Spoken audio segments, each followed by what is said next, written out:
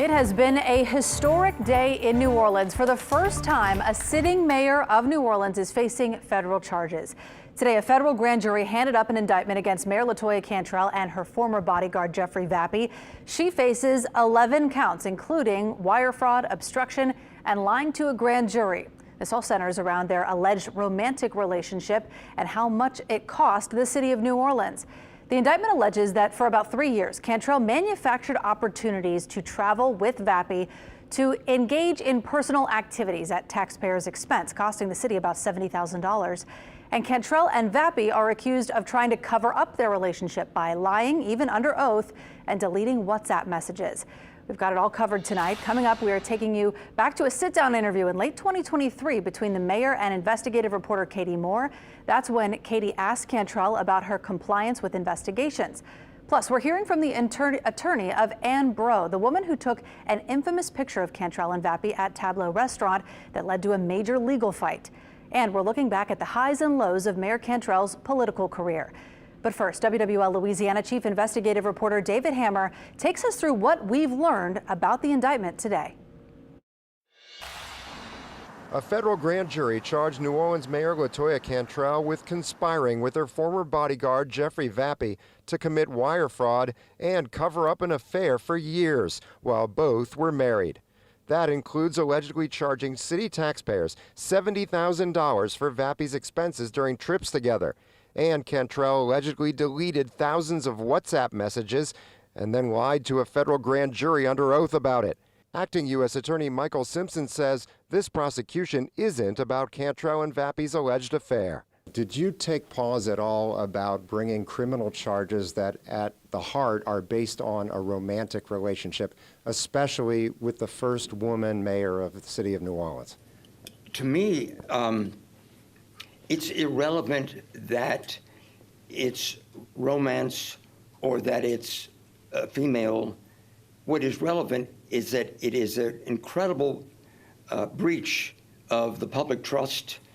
It's an incredible betrayal of people's confidence in their own government, and it's a violation of innumerable federal criminal laws. Former federal prosecutor Matt Chester helped convict former Mayor Ray Nagin in 2014. There are serious allegations in here. There are allegations of falsification of documentation to get city money. There are allegations of lying to a federal grand jury, lying to federal law enforcement. But at its core, those lies, those activities were about hiding the illicit relationship. A 2018 state case in Tennessee also involved the first female mayor of Nashville spending the public's money on an affair with her bodyguard. An associate allegedly warned Cantrell about that in 2022, and she texted back, "Don't accuse me." David Hammer, WWL, Louisiana. Now, the mayor's indictment is a summons, so Mayor Cantrell will not be remanded into custody, but will eventually appear for an initial hearing. The home rule charter says the mayor can only be removed from office if she's found guilty, but she could also choose to resign. And today's indictment lays out a timeline of how the federal investigation unfolded. It reveals Cantrell testified before a federal grand jury 5 months before she sat down for an interview with Katie Moore. We were hearing that investigators had subpoenaed her communications, and here's what she had to say. In terms of target, I don't know even what that means. So relative to any investigations, what I do is comply. And what I encourage all of my employees to do is to comply.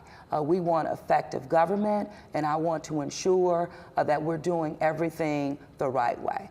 So we welcome investigations, and we've proven that. What have they asked for? I don't understand what you're asking me. Have federal investigators asked for any communications that are yours or anything related to you from City Hall via subpoena? Investigations that are ongoing, and we're complying. Okay, so you don't want to say? I don't know what you're asking me. You're asking me, you're being inappropriate in terms of what you're asking me. But what I will say, any and all investigations that are ongoing, regardless of any agency, the city of New Orleans and me, LaToya Cantrell, will always comply. And how is that an inappropriate question to ask what federal investigators have asked you for? I'm sorry? How is it an inappropriate question to ask what federal investigators have subpoenaed? Because, first of all, it's in regards to investigations that are ongoing, and investigations ask for certain information, and we all comply, and we'll continue to do that. I think she's just saying, kind of asked and answered it, so we can just... Yeah, I mean, it's investigations and any and all. And the city of New Orleans and me as mayor will always comply. But today's indictment alleges she did not fully comply with the grand jury subpoenas by failing to turn over thousands of WhatsApp messages that were manually deleted. Questions remain about her role in the federal case against building inspection company owner Randy Farrell. He's accused of bribing an unnamed public official, but his indictment makes it clear that public official was Cantrell. At this point, she has not been officially accused of any crime in that case. One of the mayor's former neighbors in the Pontalba was already suing her in federal court for civil rights violations. Ann Bro claims the mayor improperly accessed and published her confidential information. And now those claims have popped up in Cantrell's federal indictment. Amelia Strahan reports. The situation between the woman who took this infamous photo and Mayor LaToya Cantrell was mentioned about half a dozen times in her indictment. She let me know where she was, and she said, wow. And for Ann Bro's attorney, Justin Schmidt, it reaffirms claims made in their own lawsuit against the mayor about a year ago. This was a confirmation to what we had suspected all along, and it kind of gave a little bit, a few more breadcrumbs. Last May, Bro snapped a photo of Cantrell and Jeffrey Vappie eating lunch together in the quarter while he was on the clock as her bodyguard. The photo quickly sparked a bitter legal battle between Bro and Cantrell. When the photo made it to media outlets, the mayor went to police and attempted to file a restraining order. Bro filed a federal lawsuit claiming the mayor published her social security number, an old driver's license photo, and a prior domestic violence arrest that was expunged after Bro was deemed the victim. When we initially filed the lawsuit, we weren't sure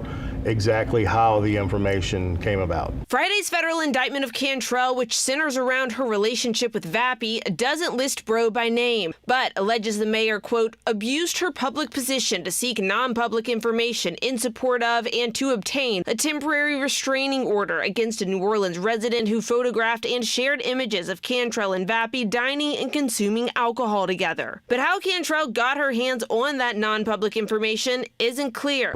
So there's still another actor out there that we don't know who it is, whether that's Jeffrey Vappie himself, whether it's a colleague or friend of Jeffrey Vappie that he had to do it. Schmidt says he hopes authorities will have answers soon. In New Orleans, Amelia Strahan, WWL, Louisiana. Schmidt says they'll be amending their lawsuit in light of the indictment. Other city leaders are weighing in tonight, including 2 council members vying to be the city's next mayor.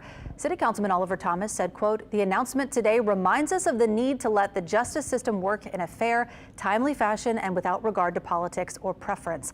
I'm praying for Mayor Cantrell, her family, and all New Orleanians. These are critical times for our city to get back on track and to stay focused on building a city that works and thrives for everyone. And Council Vice President Helena Moreno said, quote, the mayor is entitled to a presumption of innocence and a vigorous defense. Councilmember Moreno's focus remains on a new way forward for New Orleans. Restoring basic services, creating opportunity, and putting people first will continue to be her priority. Cantrell made history as the first ever woman to be elected as mayor of New Orleans. Now her political legacy is under a much different spotlight. Alyssa Curtis is taking a look back at the highs, the setbacks, and the turning points that have so far defined Cantrell's time in office. LaToya Cantrell made history as the first woman to be elected as New Orleans mayor and the first non-Louisiana native to do so in 50 years. Her rise to the city's top political position started out in Broadmoor. Cantrell's popularity rose as a neighborhood leader after Hurricane Katrina. The neighborhood associations reached the zenith of their political influence because their leaders started winning city council seats, and LaToya was one of the first to do that. From there, she was elected to the District B seat on city council. WWL Louisiana political analyst Clancy Dubois says she was great with constituent services as a council member. She was outstanding at that. Then on May 7th, 2018, she was sworn in as mayor. We're worthy of a clean and safe city. We're worthy of good paying jobs and great opportunities for all people, worthy of quality, affordable housing. Her first year, she claimed a victory when she was able to secure an infrastructure deal, getting millions for Sewerage and Water Board. Dubose says that's something previous mayors were unsuccessful at, and she hired a new head of the utility. But she also had some bumps in the road during her first term, like failing to deliver on the promise to stop nickel and diming residents on traffic cameras, and hiring, then quickly firing Warren Riley as the police superintendent. Dubose says one of, if not the high point of Cantrell's tenure as mayor was her response to COVID. This weekend events, we're making the call, I've done that, to cancel all of them. She shut the city down and we flattened the curve, as they said. And she kept it that way. Dubose says Ida was different, though. He says while she's great in the midst of emergencies, the aftermath is tough for Cantrell. He says that may have been when the tides turned for her. I don't think there was just one thing, but it was the post-Ida. When the city ceased functioning at an acceptable level after Hurricane Ida. She was reelected in 2021, an election that saw extremely low voter turnout. We pulled it off. Second term, another 4 years. And her second term has been mired with much more scandal. In the past few years, Cantrell has faced a failed recall effort, criticism for thousands of dollars in upgraded flights on the city's dime, plus a federal look into purchases made by her image consultant. Cantrell's communications director was barred from working for her administration after they spent taxpayer money on mailers touting her achievements. Plus, she's had a rocky relationship with the city council. Dubose says while she had some highlights, her legacy as a New Orleans politician will certainly include dysfunction. It's going to be a mixed bag, but mostly she's not going to be remembered favorably. Alyssa Curtis, WWL, Louisiana. Of course, we will continue to follow the federal investigation into the mayor as it continues, and we will bring you any new updates or developments. Make sure that you stay tuned to the WWL Louisiana News. You can also get alerts from our social media pages or check out our website, WWLTV.com.